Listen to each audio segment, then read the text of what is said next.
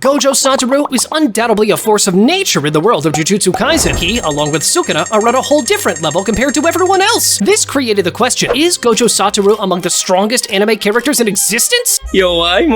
Which popular anime characters can defeat him? Truth be told, Gojo's infinity is pretty overpowered, but does this mean that no anime character can get past it? What if, for example, Gojo Satoru fought against the strongest characters from different anime? What if he fought Luffy? How about Ichigo? Or Makima? Would Gojo be able to defeat Sunjin Wu? How about Eren? Or how about Son Goku? Before we spin the wheel, keep in mind that we will always give a fair spoiler warning at the top left when the battle is decided, along with a timestamp in case you want to skip the video a few seconds, so you can avoid any potential manga spoilers from each anime and manga we will be discussing if you don't wish to be spoiled about certain series. And with that out of the way, let's spin the wheel to find out from where we start.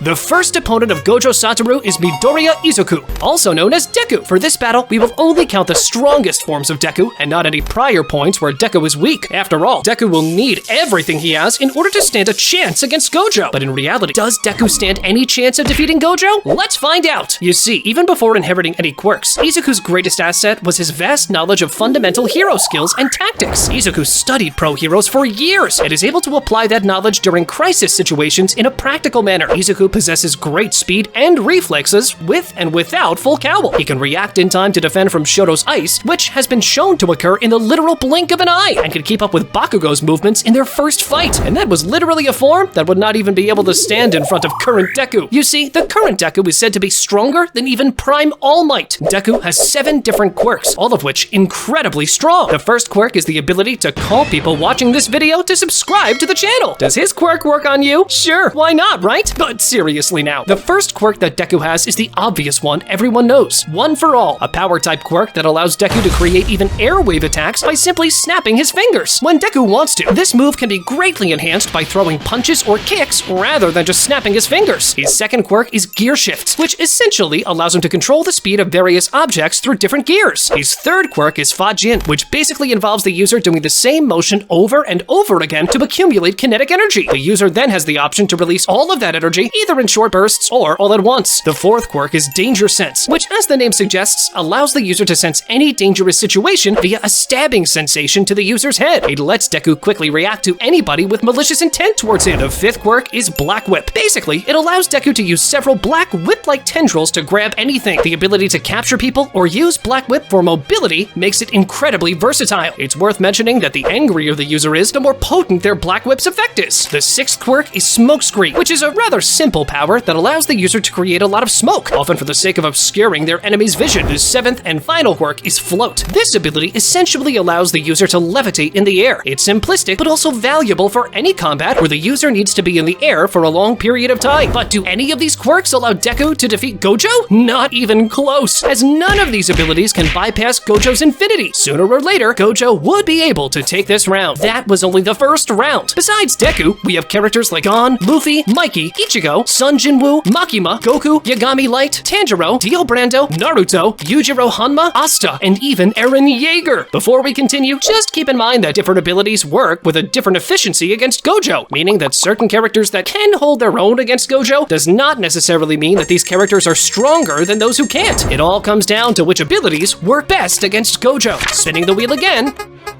We now get Gon from Hunter x Hunter. When it comes to the base Gon freaks, he has enhanced vision, hearing, and smell. His perception is so advanced that Gon can pretty much understand the strength of his opponent by just looking at him. Was that all? Not even close. His strength is so impressive that prior to the Hunter exam, Gon was able to effortlessly transport a Master of the Swamp while running, a fish so heavy that 5 grown men could not land it by pulling together. After training for 20 days at the Zoldyck family's estate, he became capable of pushing a gate weighing 4 tons open, as well as of shattering rock pillars with a punch and sending opponents several times his size crashing into a wall a few dozen meters away by pushing with just one hand. Enhanced speed, agility, reflexes, stamina, and endurance. But not only that, Gon showed signs of a healing factor as well. When Genthru blew off his left hand, the bleeding stopped instantaneously. But yeah, his healing does not even come close to regeneration, which is essentially what Gojo's ability is when using reversed curse technique. Plus, would any of those abilities Gon possesses give him any ways to get past Gojo's infinity? Not even close. If Gojo is to face this version of Gon, then the fight is over before it even starts. Gojo takes a one-sided win here. I would even go so far as to say that even the student version of Gojo that has yet to fully master the infinity, or even the red, blue, or purple techniques, would still be able to take this round against Gon. But before we move on, what if Gojo had to fight the adult version of Gon? Well, in this version, we saw that Gon's strength was said to be equal to that of Meruem. His strength, speed, agility, perception, Nen control, and Nen output were so massive that Pitou stood no chance against him. Would this form pose any threats to Gojo? Once again, I truly believe that Gon would still have no actual ways of getting past Gojo's infinity. Even if Gon were to use the scissors move that is used to cut things, I do believe that this is not really capable of cutting through dimensions, which is what it actually takes for someone to get past infinity. One domain expansion is all that's needed for the glorious Blue-Eyed King to finish this battle as well. Spinning the wheel again.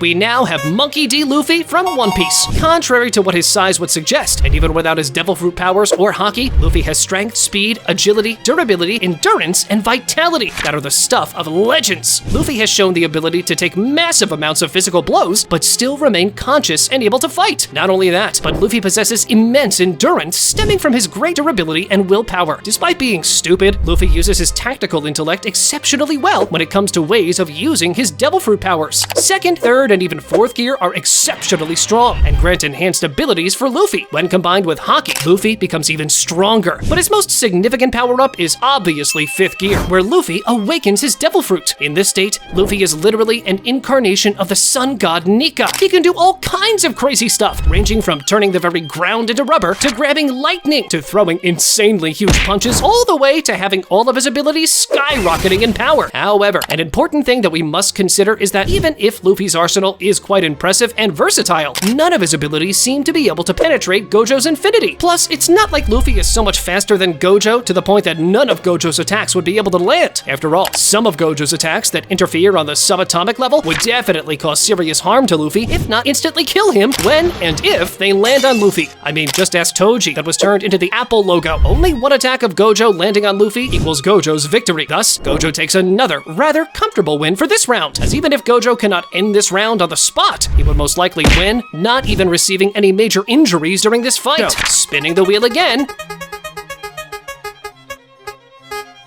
We now get Kurosaki Ichigo from Bleach. Now that's where things start getting really interesting and really controversial. Finally, a worthy opponent.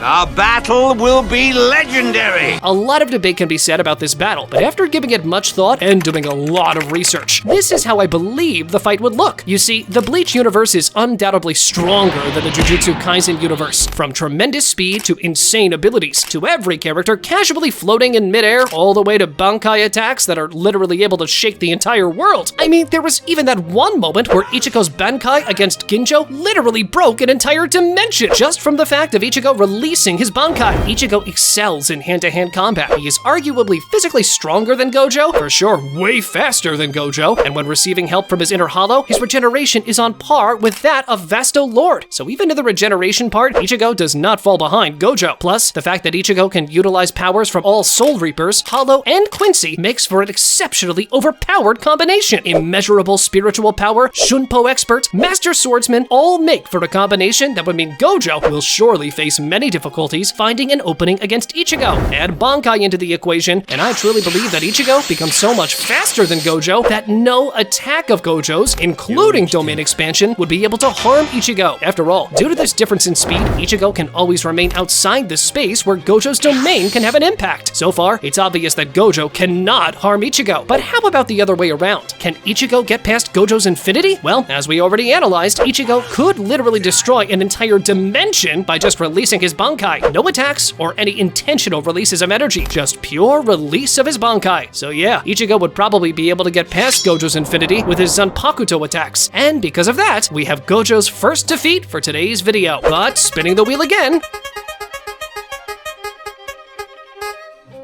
we now have Yagami Light from Death Note. Even though in terms of physical abilities, Yagami is pretty much a regular human, what separates him from the rest of the cases so far is that his case is a special kind of battle. You see, if Yagami and Gojo are put face to face, then it's obvious who wins. Gojo could end Yagami before Yagami could even find where his pen is. But if now the two of them have enough space between them, then all Yagami needs to do is write Gojo's name in the Death Note, meaning that the winner of this battle depends on the circumstances of their encounter and whether Yagami is far enough from Gojo or not. But an encounter now that is as straightforward as it gets is the next one.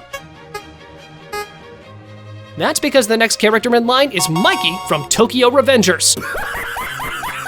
Mikey's only noteworthy trait is his ability to kick, and at the end of the day, Mikey is just a normal teenager that is just relatively stronger than the average members of biker gangs. Would Gojo be able to defeat him? Yeah, I guess Gojo could do that even with his eyes closed. Or, you know, having a blindfold on his eyes. Same thing. But seriously, even if Gojo did not use any cursed energy, he could still take on Mikey. I would even go so far as to say that Kid Gojo would absolutely decimate Mikey. Gojo takes another easy round. But hold on, because the next opponent is what countless people have been arguing about for the last 1 or 2 years this battle came to be. We now get the long-awaited Makima from Chainsaw Man. There's no doubt that both of these two characters are so strong that they change the very worlds they exist in. So let's start by Makima and see which of her abilities would actually work on Gojo, and which of them would be completely useless against him. Makima is one of the strongest individuals in the world of Chainsaw Man, thanks to her physical and supernatural abilities as a devil, along with her cunning and manipulative personality. She is feared by humans, fiends, and devils all around the world, which increase her powers as a devil. As again, in the world of Chainsaw Man, the more a devil is feared, the stronger this devil becomes. According to the President of the United States, other countries besides America have already given up trying to fight her. As a devil, Makima possesses all of the standard devil abilities, which also includes the ability to make contracts with humans. Thanks to her ability to control humans, she is also able to force them to make a contract with herself. And that's not even the tip of the iceberg. You see, Makima made a contract with the Prime Minister of Japan in return for working for the Japanese government. As a result of this contract, any fatal attacks inflicted to Makima are transferred to an appropriate illness or ailment affecting a random citizen of Japan. She was shown to have been shot in the back of the head and seemingly killed, only to stand up later with no visible wounds. She stated that she was merely grazed by the bullet, but this is unlikely given the placement of the gun when it was fired, as well as the location of the blood from the exit wound. Later, she was killed by the gun devil after it fired a bullet through her head, though it did not finish her off. It is confirmed that she has been killed 26 times up until the attack of the gun devil. Besides that, Makima holds the power to directly control her inferiors, stating as follows: "I have the power to control those I consider to be of lesser rank than myself." And that's the reason why Makima would not be able to control Gojo, as in no shape or form Gojo is any way lesser or weaker than her. Makima has been shown to offensively manipulate an invisible force in a variety of ways similar to the Darkness Devil. This force can be used to damage her weak targets internally by simply staring at them. An extension of this ability is the gun-like move where she points her finger at the target and shouts bang.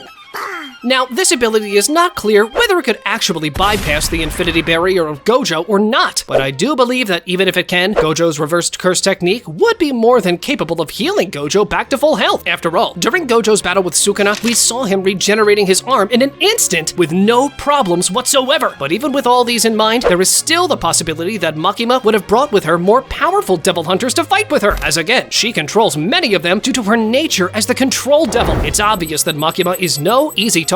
But let's see what weapons Gojo has that could actually harm Makima. Gojo is definitely faster than Makima, no question on that. Gojo's attack potency is also significantly higher, as again, his purple technique can pretty much completely annihilate almost anything it comes in contact with, meaning that if Makima were to be hit by a direct purple attack, she would probably turn into dust before this effect gets transferred to another Japanese citizen. But how about domain expansion? Well, that's exactly the point. I believe that if Gojo manages to trap Makima inside his domain, then it's checkmate right there. Even though the battle would in no way be easy, the chances are that Gojo would come out victorious once again. Let's spin the wheel again. We now get Komodo Tangero from Demon Slayer. For this round, we would have to consider two versions of Tangero, his sun-breathing 13th form, as well as his Demon King form. When it comes to his human version, Tangero is surely no joke. Against Muzan, Tangero realized the slight differences between his and Yoriichi's wrist angles, footwork, and breathing rhythm. Through this, Tangero was able to correct his own useless movements and deduced how to use the rumored 13th form of sun-breathing. His Demon Slayer mark also grants him exceptional physical abilities. Given that he is a swordsman as well, would he be able to get past past infinity? Yeah, not even close. Tangero does not stand a chance against Gojo. But how about his Demon King version now? Well, the difference here is that Tangero also has extremely advanced regeneration ability, on top of gaining a power boost on all attributes, including, but not limited to, speed, agility, strength, as well as a newly acquired Blood Demon art. Would Tangero stand a chance now? Well, still no. Gojo is much faster and much more powerful, even if Tangero is the Demon King. I'm not sure how domain expansion would work on Tangero,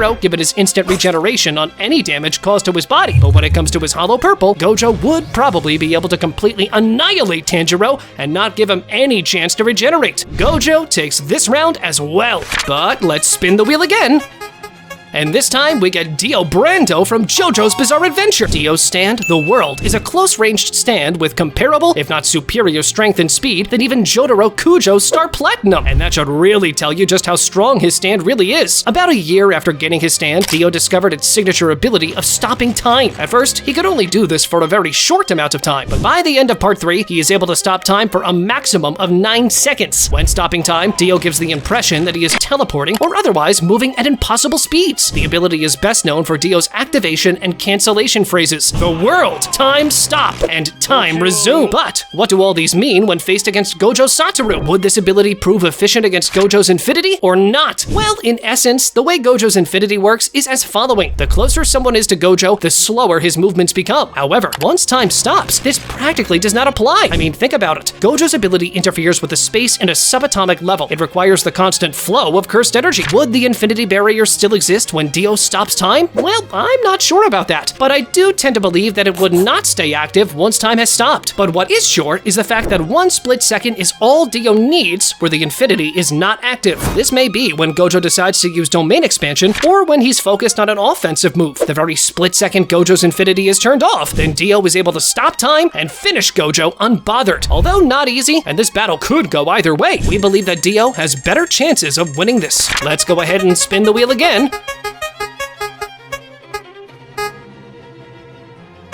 And we now have Naruto Uzumaki from the Naruto series. By the end of the Naruto Shippuden series, Naruto was the strongest shinobi, with his only rival being Sasuke. During the movie The Last, we see Naruto fight Toneri Otsutsuki, and let's just say that Toneri was not any random opponent. The guy split the moon with one of his attacks, and he also stated that he was going to destroy the earth with a similar attack. And even like that, Naruto defeated Toneri with a single concentrated chakra strike. Sage Mode, Kurama Sage Mode, 6-Path Sage Mode, those are just a few of Naruto's incredibly overpowered power-ups. Add Baryon Mode, that was said to be Naruto's strongest move, then this becomes an even more difficult battle for Gojo to fight. But let's go over the abilities of each, and whether they would actually work against each other. When it comes to speed, Naruto is surely way faster than Gojo. Strength-wise, again, Naruto is easily way stronger than Gojo. But how about long-range attacks then? Well, Naruto's Rasen Shuriken, Biju Bombs, or even any kind of Rasengan for that matter, would never hit Gojo due to the Infinity Barrier. But would Gojo be able to hit Naruto? Not quite, as again, Naruto is many times faster than Gojo. The only thing that Gojo could hope is to take this battle into a short-range confrontation. When that happens, Naruto would be slowed down to an extreme extent due to the effect of the Infinity taking place. After all, once again, the closer someone gets to Gojo, the slower that person becomes. If Gojo manages to bring Naruto so close to a point that Naruto would practically seem like he doesn't move at all, something similar to what happened in his fight with Jogo, then Gojo would probably attack with some hollow purple attacks. But the thing is, the moment Gojo releases Infinity in order to attack with a hollow purple, Naruto would easily evade these attacks. How about domain expansion then? Well, I don't think that would ever work either, as the moment Gojo uses domain expansion, Naruto can just go outside Gojo's radius where his domain has no effect. This is a very hypothetical and difficult to rule battle, so for this round, we'll leave it up to you to decide. Who do you think takes this round? Gojo Satoru or a full-power Naruto Uzumaki? Let us know what you think in the comments down below. But let's spin the wheel again. We now have Yujiro Hanma from Baki. Yujiro is the strongest character in the series. He is recognized as the strongest creature on Earth, with his strength being equated to, or perhaps even greater, than an entire nation's modern military. Yujiro was able to defeat the American military forces by himself while only being 16 at the time. Some of Yujiro's greatest feats of strength include pushing back 100 riot police, completely stopping the tectonic activity of an earthquake by punching the ground, tapping craters into a concrete wall, easily knocking out a giant elephant, elephant not even tanks could damage, cutting glass with his fingers and crushing a piece of coal to dust. Yujiro's hits have even been likened to that of a nuclear impact. Whole armies have used their best weapons to stop him, but to no effect. His body's muscles are so strong and durable too, that he's able to do things like breaking katanas and knives just by gripping them, walking through walls of bulletproof glass, and shaking an entire building by merely tensing his muscles. Damn, these all sound wild, right? But having said that, would any of these abilities matter when faced in front of Gojo Satoru? Yeah, we all know how this plays out. Gojo takes an easy win again. Spinning the wheel once more, we now have one of the best fights of today's video. Gojo Satoru against Sunjin Wu. Now that's the definition of an unstoppable force meeting an immovable object. But who comes out on top? Let's find out.